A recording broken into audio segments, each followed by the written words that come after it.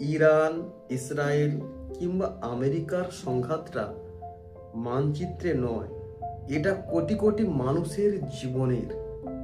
আজকের এক একটা মিসাইল হামলা মানে কোনো এক মায়ের বুক খালি হয়ে যাওয়া, এক একটা বিস্ফোরণ মানে কোনো এক শিশুর শেষ আশ্রয়টুকু ধূলিসাৎ হয়ে যাওয়া। ইতিহাস সাক্ষী আছে, যুদ্ধ করে দেশ জেতা যায় কিন্তু শান্তি আনা যায় না। তৃতীয় বিশ্বযুদ্ধ দোর গড়ায় কিনা সেই উত্তরটা কারোর জানা নেই, কিন্তু মনে রাখবেন, পারমাণবিক বোমার ঝনঝনানি, ক্ষুধার্ত পেটের চিৎকার আর অনাথের কান্না কখনো মুছতে পারে না।